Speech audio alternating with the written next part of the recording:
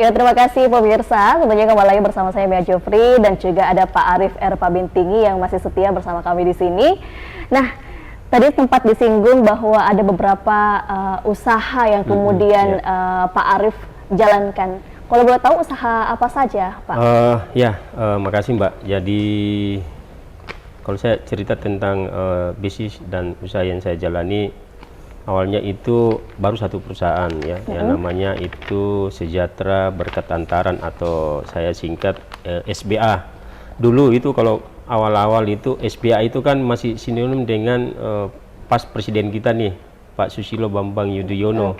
Jadi kadang akronim dari SBA itu saya pakai Susilo Bambang Arif, SBA. Kalau dulu kan SBY itu.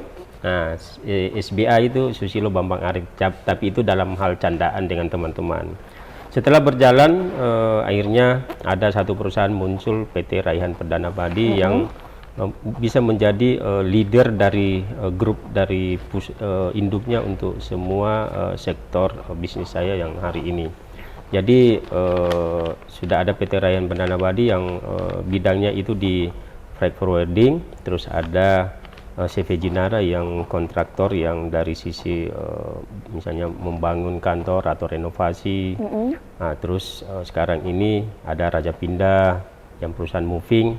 Nah, saya sedikit berbicara tentang Raja Pindah ini. Raja Pindah ini adalah suatu perusahaan moving atau perusahaan pindahan ya. Perusahaan pindahan itu jujur untuk Makassar kotanya itu ya bukan juga kita sombong, tetapi salah satu peringkat terbaik lah kalau untuk dari sisi perusahaan moving di Makassar. Kenapa? Karena konsep cara melakukan pekerjaan dan tata cara melakukan packaging itu sudah sangat internasional ya. Jadi semua diukur dari sistem aturan yang sangat berlaku secara dunia ya, bahwa mulai dari packaging, labeling, pengepakan dan lain-lain itu semuanya sudah harus menjadi acuan standarisasi secara internasional. Kemudian sekarang saya ada perusahaan terbaru yang namanya PT Raihan Cipta Abadi yang bergerak di bidang perdagangan atau ekspor dan impor. Nah, tentunya dengan adanya yang terakhir perusahaan ini, saya akan melengkapi dari segala sektor bisnis yang lebih domainnya itu bermain di daerah transportasi. Ya. Saya sedikit menggambarkan bahwa ternyata ini semua saling mendukung, ya, baik forwardingnya, baik terus perdagangannya maupun dari packagingnya. Nah, ini satu kolaborasi yang induknya sekarang itu namanya PT Raihan Perdana Padi. Jadi itu sekilas dari bisnis dan usaha yang sudah masuk semenjak saya mulai kerja secara sendiri itu di tahun 2003 awal kalau saya tidak salah. Berarti sudah masuk 19 tahun sampai hari ini ya. Membangun bisnis seperti itu Pak ya? Ya. Tapi apakah memang bisnis yang kemudian Bapak hadirkan atau kelola ini memang harus saling bersinergi atau seperti apa? Jadi awalnya itu jalan aja. Nanti pada saat di perjalanan itu ternyata saya harus dia geser ke sini supaya bisa ngikuti irama bisnis saya yang sebelumnya. Jadi ternyata di dalam membentuk suatu bisnis itu memang harus dijalani dulu. Jadi setelah konstan baru kita ternyata peluangnya di sini. Baru kita betul-betul efektifkan bisnis itu. Jadi memang awalnya awal dicoba, coba. Ternyata punya keberhasilan dan sudah bisa menghasilkan keuntungan, ya sudah dipatenkan aja langsung. Dan akhirnya bisa saling menopang Pak ya? Saling mendukung ceritanya. Bisa saling mendukung antara bisnis satu dengan bisnis yang lainnya, seperti itu Pak. Nah, ada beberapa bisnis kemudian tadi yang Bapak sebutkan, bagaimana kemudian Bapak mengelola atau mungkin memanage bisnis ini seperti itu Pak? Kalau mengelola sih bagi saya itu sampai hari ini saya masih ya gampang-gampang susah saya bilang ya. Apalagi untuk bidang lain kan saya sudah turun tangan sendiri, misalnya menjadi tenaga pengajar. Nah, sedikit berbicara tentang bisnis, kadang saya ngasih ke ibu, ngasih ke karyawan saya yang sudah anggap mapan dan mampu untuk mengelola menjalankan pekerjaan ini, walaupun saya cuma sekali-sekali aja monitor. Tapi sampai hari ini alhamdulillah semua aturan yang saya terapkan dan saya sampaikan sama staf saya itu bisa dijalankan tanpa hambatan yang sangat besar yang bisa berdampak terkait dengan namanya kerugian seperti itu, Mbak. Oke, tadi Mbak dikatakan bahwa sudah 19 tahun kemudian menjalankan bisnis yang Bapak saat ini pegang seperti itu. Bagaimana kemudian Bapak mensinergikan antara perkembangan zaman yang semakin kesini semakin canggih seperti itu dengan bisnis Bapak yang sudah ada sejak dulu? Ya, jadi memang dunia perkembangan teknologi ya, mau tidak mau ya kita harus ikuti, karena kalau kita nggak ikuti ya kita akan ditelan masa ya, ditelan waktu. Jangankan kami yang dunia bisnis secara real ya, perusahaan-perusahaan terutama yang koran ya itu akan tergusur nanti. Itu akibat majunya teknologi. Siapa bisa sangka bahwa kita itu bisa saling terhubung dengan dunia luar lewat alat yang kecil namanya HP. Mana ada orang bisa bayangkan 5 tahun lalu, 10 tahun lalu? Mana? Tidak ada. Tapi sampai hari ini, kalau kita mau bicara sama orang luar, tidak usah bicara yang kayak di Malaysia, Singapura, atau Vietnam, yang paling jauh, misalnya Amerika. Kalau bisa di Atlantik, bisa loh kita bicara, bayangkan. Bisa video call, luar biasa kan? Itu teknologi. Makanya sekarang siapa yang bisa menguasai teknologi, dia yang bisa dapatkan hasilnya. Dan ada istilah di ujung jari itu adalah dunia. Ini nih kuncinya nih. Kita klik aja tombolnya, udah terhubung kita dengan dunia. Dulu itu kalau kita mau lihat siaran langsung, cuman televisi kita tunggu. Sekarang biar kita balik tempat tidur bisa lihat HP, siaran langsung. Bisa dibayangkan. Itu teknologi. Siapa yang mengikuti teknologi, siapa yang bisa menguasai teknologi, dia yang bisa menciptakan kreativitas yang lebih jauh lagi. Dan ujung-ujungnya ya ada hasil, ya, minimal dari sisi orang bilang sekarang cuan, pendapatan, ya kan, seperti itu, Mbak. Oke, artinya usaha yang kemudian Bapak jalani selalu ada perkembangan, selalu dipikirkan untuk bagaimana kemudian terus berkembang, Pak, ya, seperti itu, dan mengikuti perkembangan zaman. Nah, terkait dengan tadi saya sempat berkeliling di tempat Bapak ini atau di kantor Bapak ini, ada kemudian produk-produk UMKM juga, Pak, yang ada di sini.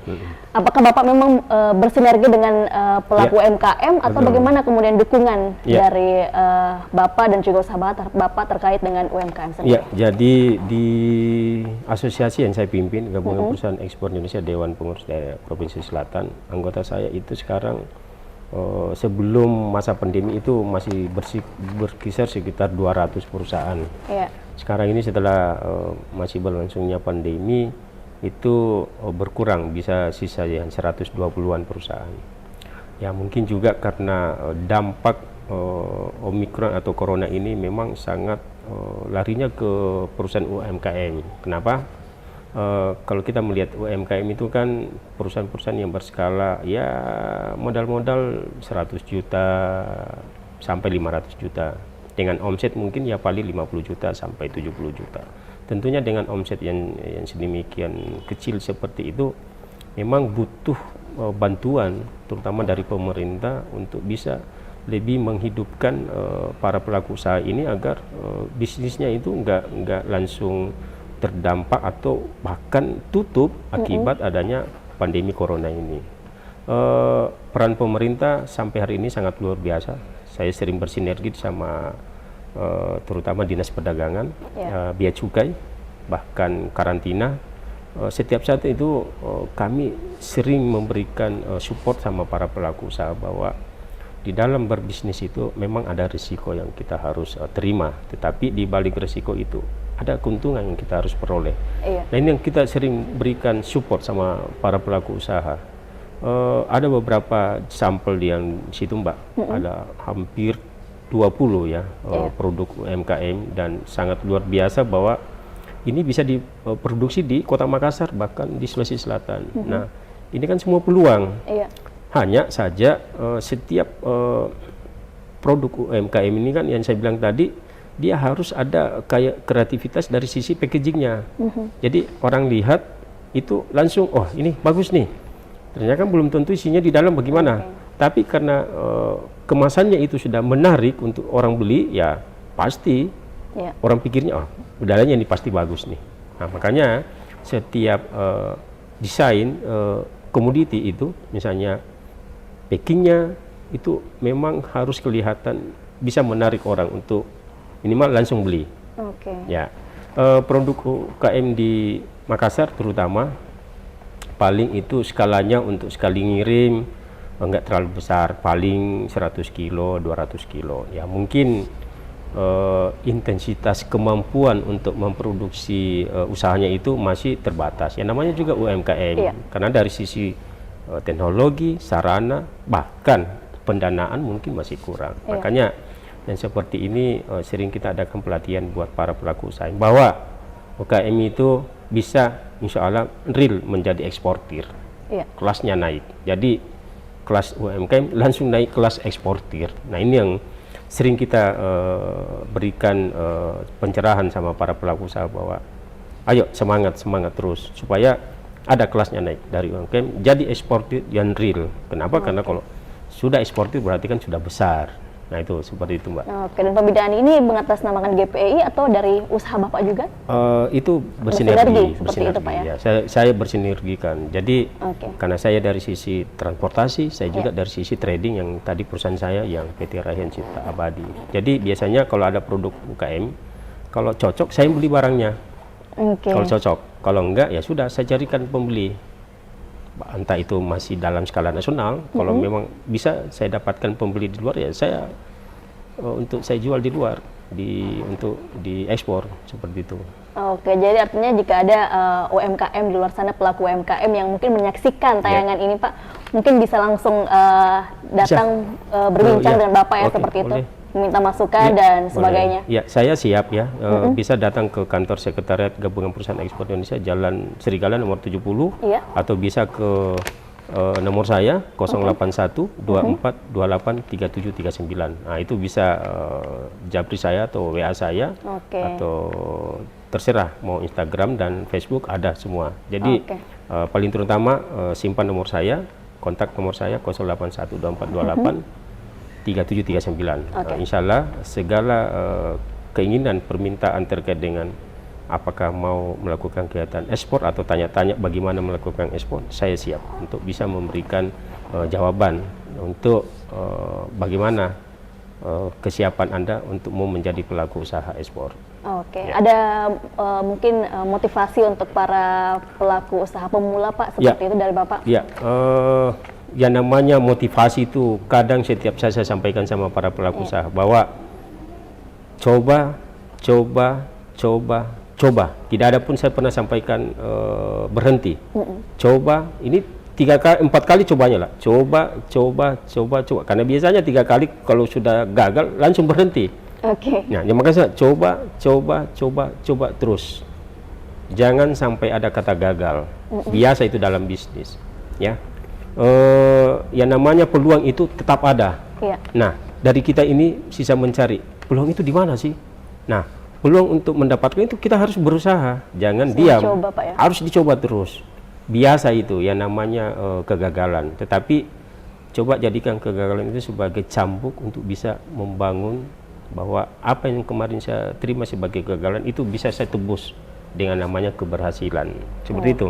Seperti Bapak saat ini mungkin tidak seperti saya langsung sekarang ini Pak ya, ada kegagalan yang sempat dilewati hingga akhirnya bisa dititikin. Artinya mendaki gunung tinggi itu tidak langsung saya harus daki, saya harus setapak demi setapak, enggak langsung naik jalan lurus, enggak.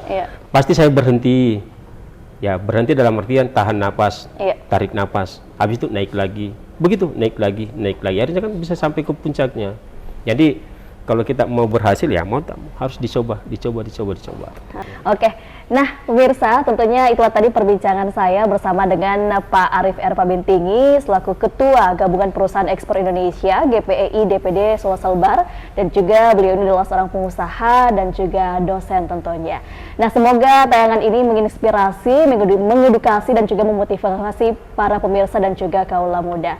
Terima kasih Pak atas waktu yang telah disempatkan tentunya untuk berbincang bersama kami di sini. Saya Salma Jufri, wassalamualaikum warahmatullahi wabarakatuh. Oke, waalaikumsalam warahmatullahi wabarakatuh.